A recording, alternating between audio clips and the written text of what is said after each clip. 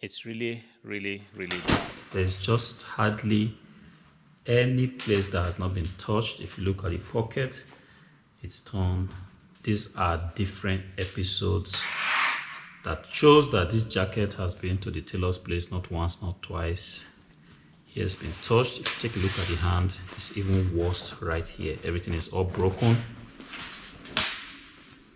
See, really don't know how I can actually go ahead to fix this. It's really terribly broken and it's going to be difficult to actually make this come alive again, but I'm just going to do my best and I hope my best is good enough. This is a jacket that was built, I believe, over 50 years ago, and these are jackets that are tough. They are built to actually withstand the worst of conditions in winter. It doesn't matter. As long as you have to use them outside, this jacket was actually built many years ago to keep you warm. If you look at the inside, it has these special materials inside that makes it absolutely impossible for you to be cold if you want to walk in winter. Let's say you are a farmer, which this grandpa is.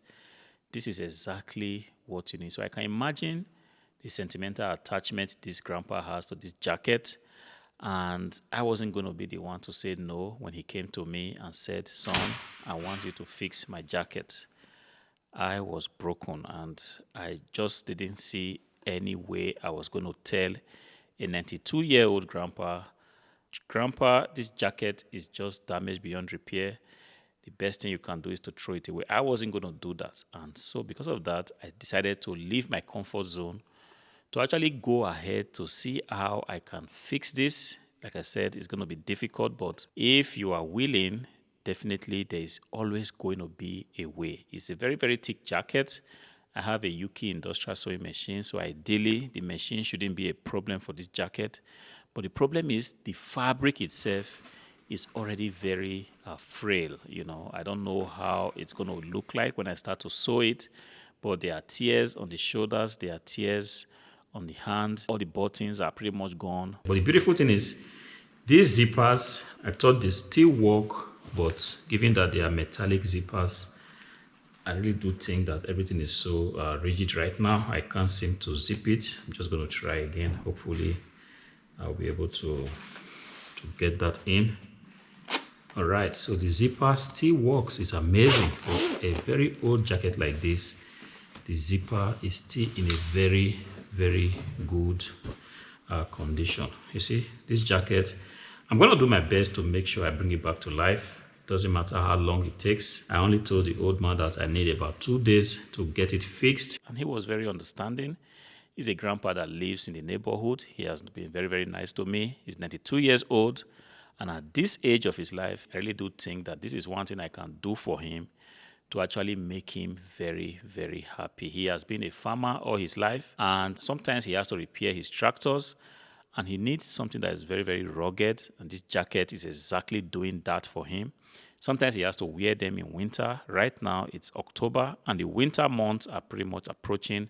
I can see the reason why he decided to prepare himself, brought out his old jacket, and felt like, oh, there are some little tears. It has to be fixed. This is a jacket that is worn whenever you are going out to battle in the field. In the winter months, it doesn't matter. This jacket is going to keep you warm.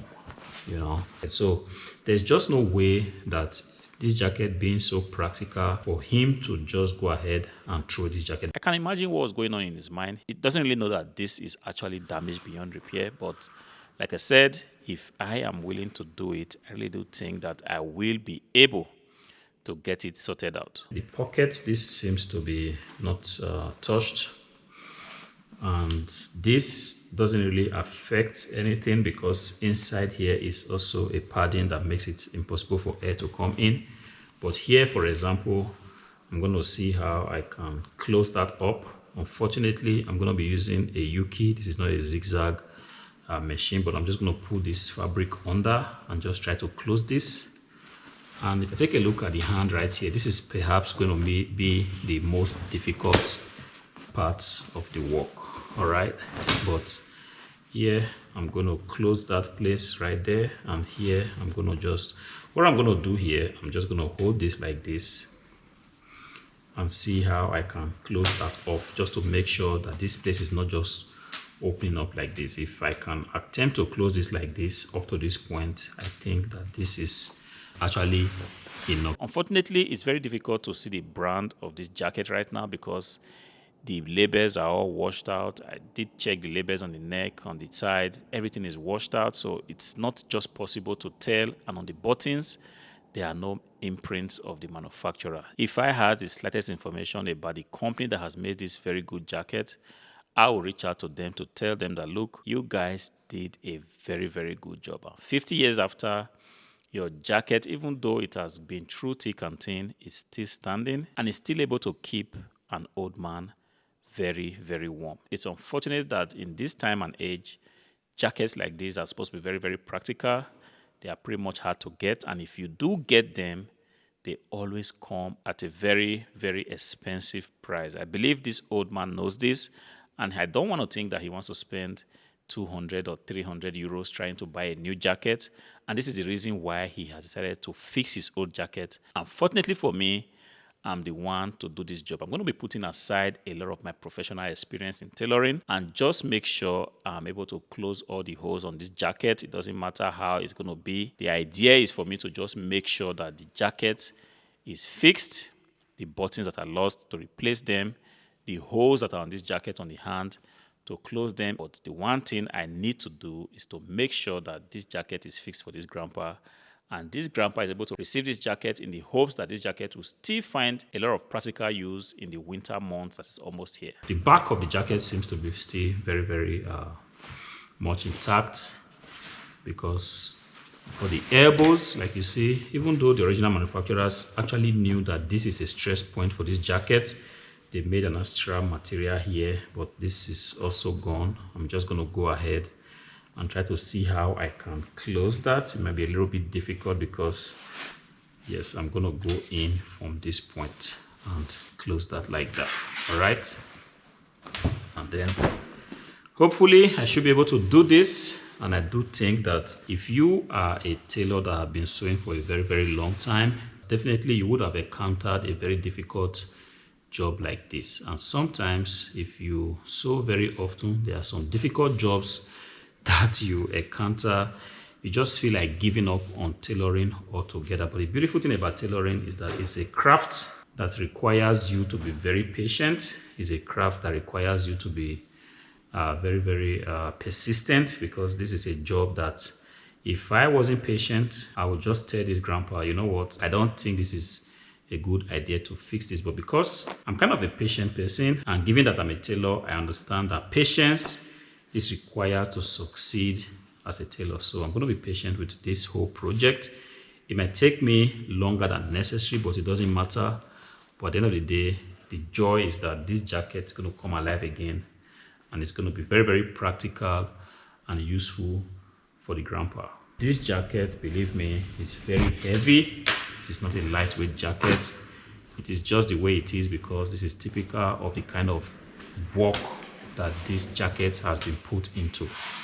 You know, if you ever work in a farm, you understand what I mean.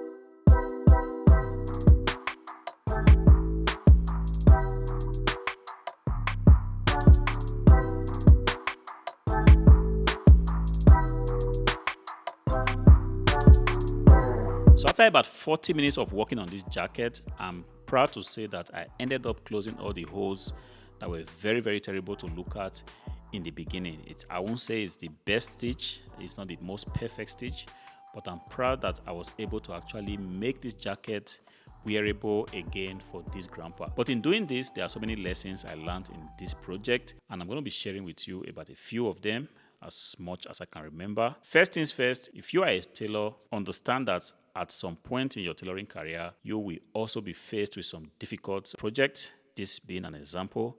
I wouldn't know what kind of project you will face, but understand that there is a learning curve in whatever difficult project that you have. Don't tend to run away from difficult projects. If you have them, be patient. Understand that for any difficult project that you have, there is always an experience to be picked up. Another thing that I also learned while doing this project was that on my Yuki machine, originally I installed my zipper footer Didn't really occur to me that I needed to change it at the beginning.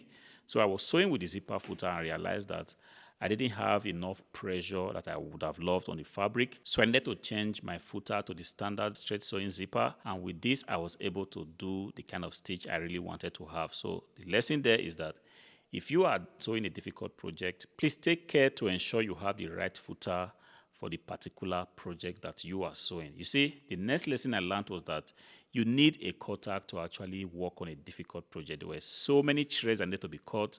If I didn't have this little cutter right here, it would have been difficult. Each time I would have had to take my scissors and cut them. But with this small cutter, keeping it in my hand, I was able to make sure that every little thread was perfectly cut off. And in this way, I was able to do very, very decent and neat job. The next thing I also noticed was that if you have a sewing machine that's kind of a standalone machine, it's going to be very, very difficult to work on a bulky jacket like this. You know, my Juki machine, luckily enough, it has a table, like an additional table attached to it. So I really had space to maneuver the jacket. And so it wasn't really a difficult thing in the end. But if you are using just a standalone machine, like a tabletop machine, and you don't have this extra platform for you to maneuver your fabric, it might be a little bit difficult. So this is something you want to consider. And the last thing I noticed was that for a project like this, you really do need a zigzag machine. You see, sometimes it's, yes, I've also said on this channel, do not overthink when you want to set out to start learning tailoring. Just get the basics. But understand that at some point in your sewing career, you're definitely going to be having situations where you will be needing a zigzag machine. So the earlier you can begin to think about having a zigzag machine, doesn't have to be the most expensive machine out there in the market, but understand that a zigzag machine is just indispensable if you have decided to be a tailor. So begin to think about it. There are countless of places where you can actually get cheap machines. I've actually covered this on a previous video on this channel. There are Facebook marketplaces, there are eBay, there are so many places you can get used machine. It doesn't have to be a very, very expensive zigzag machine, but understand that it's just something that you have to have in your tools box. I'm going to go ahead and fold up the jacket now. Possibly today is already too late, but tomorrow I should be able to see this grandpa and hand him over the jacket. And I want to imagine that he's going to be very, very happy. He's going to be satisfied. And I'm also very satisfied because I have done this job that was assigned to me and I have done it very well. If this video has helped you, do me a favor. Go ahead and click on the like button. If you are not subscribed to the channel, do go ahead and be subscribed and turn on your notification bell so you are informed next time I post a similar video like this. Until I see you again, peace.